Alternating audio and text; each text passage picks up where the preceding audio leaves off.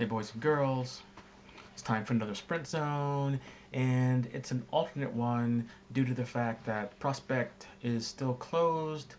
Well, it's technically open, but the second half is dirt, and since we're not on gravel bikes, I don't think that would be doing anybody any favors for like beating up their good road bikes. We've got a pretty good crowd today. Some of the local legends, Steve Hyland, Matthew Michaels, Kerry Tassa, Eric Lamar, strongmen all around. One who's notably absent would be Byron Besserell, who I believe has decided to attend the TTH and show them what his new bike is made of. And for those who don't know, yes, it's carbon fiber. Moving right along, the group is in a good formation, and we've got a little bit of wind coming off of our right shoulder at this point. This will definitely pay a factor here, and I'm trying to stay sheltered as much as I can. Up front, strong men all around. I see Hernand up there looking strong. Looks like Scott up there next to him looking strong. John, and then Ian, Carrie, Steve, Eric, and then myself. Everyone is at this point pretty relaxed after unfortunately a flat by Carl earlier where there was stands all over the place, and he had to call for help because it was like a 2-inch gash in his tire. Coming up on the start finish line, for those of you who are regulars, you'll recognize this as County Road 5, and basically the checkered flag is waving at this point. In tow, Mike Wida, who's always strong and always there, making certain that he will not be missing any of the action early on. I decide to go up the road a little bit as there are people that are starting to get gaps and I don't need to make any unnecessary accelerations. It's Marcelo, who I must say has been riding extremely well these days, and Hernan, who has for his second year making some really good progress with his riding, and he recognized that move straight away. At this point, there are others that are seeing what's going on, and I didn't capture it on the film, but Steve Hyland makes a strong move up the left shoulder and is getting somewhat of a gap. Matthew Michaels in tow, in the wind, but he's keeping us all honest, and we are sitting in still behind Marcelo and Hernan. Up the road, we can see that, well, you can't see at this point, but Steve Hyland is there, and Kerry Tassick goes up the road to join him. A dangerous posse, but at this point, with Matthew Michaels back here and Marcelo, I'm not too worried about them getting away. It's still a reasonable gap to close, but at this point, it shouldn't be a problem. Now, we see Matthew makes his move. This could be a problem. But he's pulling us all up, and it looks like it's Grupo Compacto. Matthew flying straight away, not looking for much help, but sits in, hoping that someone will come with him on that one. Those that were slacking a little bit, they are being dropped as gaps are forming because of the hard accelerations by the big men up front. John looking really strong here as he is in tow, and the rest of us have a nice echelon behind Matthew, and Steve is there. So I should note that I'm coming here and I'm on Kerry's wheel and I spy a little bit of sand in this corner. I'm not one for taking risks, so I back off Kerry's wheel a little bit. Probably a slight mistake, but since there's no money on the line, I will err on the side of safety and caution. Looks like others were too, and gaps were forming, and it's going to be difficult at this point to bring these people back. So I'm counting on Kerry at this point to make a nice little surge to catch these guys, and I come and I kind of relax behind Kerry, not really realizing how fast and how hard Matthew and Steve are pulling up there. And at this point, it's probably a little too late for me. We don't really have much help, but John, nice move to pull us back. Scott in tow with Marcelo and it looks like someone else. So, really having a good time here. um, watching all of the suffering. And that was Eric back there. Didn't recognize him. Since he doesn't really have a kit, it's not like the usual guys that always wear the same thing. Nice bridge by Marcelo as he easily catches me, and we are on track to maybe reel these guys in. Unfortunately, Marcelo gapped everybody. No one was either able to go with him or paying attention, but I know that Scott and Eric definitely had the strength to be there. They just either weren't in the position or weren't paying attention or didn't think that that was going to be dangerous enough. I don't know. But at this point, they are working really hard to bring us back, and this is energy that could have been used for the chase up front, just being used to catch the chase group. I take over a little bit, pushing some good wattage up front. I can see Marcel wisely now in the draft. Eric out of the draft a little bit, should be off of the shoulder of Marcelo, but for some reason was not. But this is a hallmark of someone who's like really strong and has energy to waste. Nice little foursome here as Marcelo comes through, and we are on chase and working hard. But you can see up the road, it's Steve and Matthew just dangling up there. This is where if Byron were here, things would not have been such a problem, assuming that he was not up there with the big men. If he were up there, then it would have been game over. But he's usually nice enough to help us kind of bridge to those guys. But at this point, we are left on our own to see if we can exercise the lessons that we should have learned early on. Lesson number one, don't let Steve get away alone. Lesson number two, don't let Matthew get away alone. From what it is, the commutative association, one of those mathematical principles, please don't let them both get away. That's just dangerous.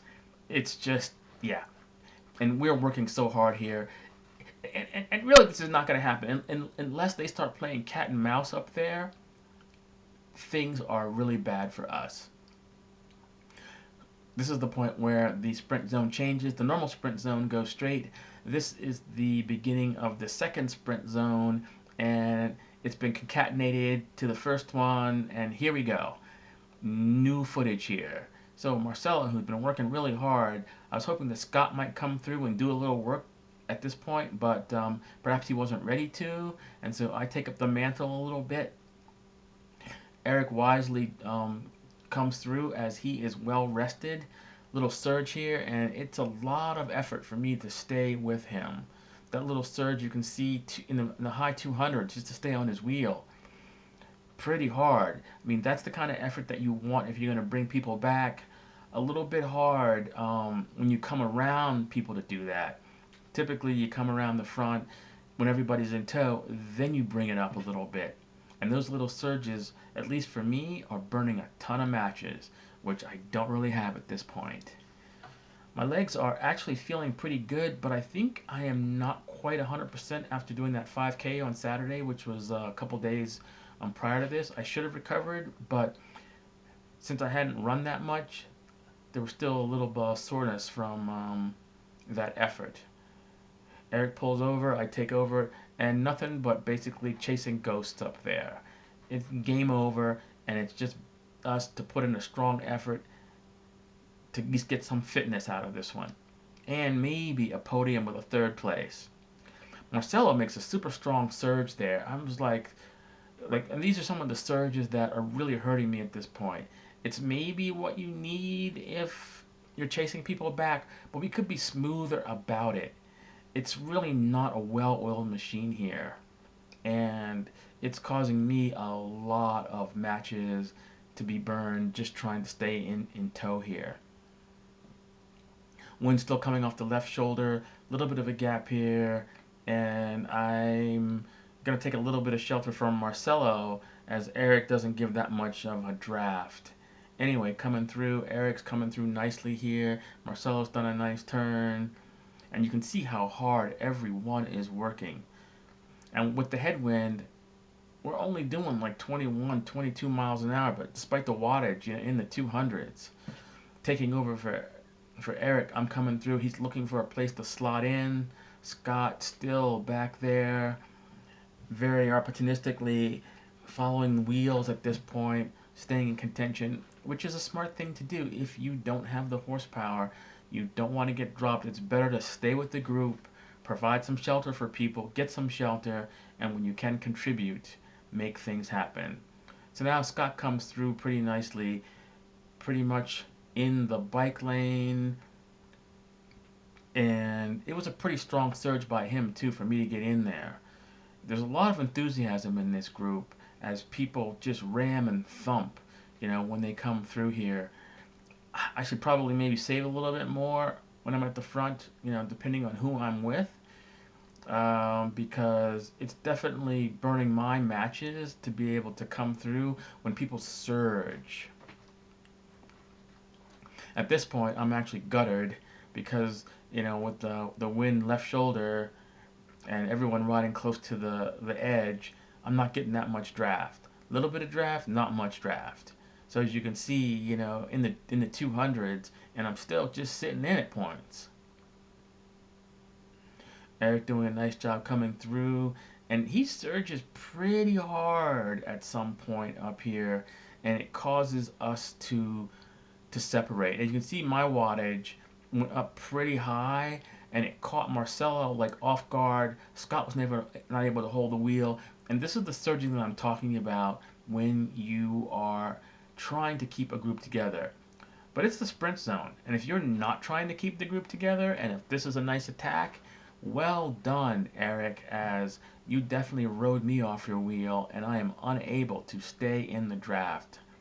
Marcelo was at least able to bridge up to me and get a little bit of respite, and he's able to shotgun off and make a run at catching Eric. But I think it's going to be a little bit late and a little bit too little. At this point, I'm keeping up an honest effort, but let's face it, I'm not catching anyone at this point. Marcelo is definitely riding stronger than I am today. Actually, for the past couple of weeks, Eric's definitely stronger than I am. I've ridden with him on some of the other rides, like the Soar ride. And here comes Scott, finally bridging up. The damage has been done. And at this point, it's, for me, just pedal in and just try to keep Scott honest. You can see the look in Scott's, face and how his shoulders were dropped. That was quite the effort here.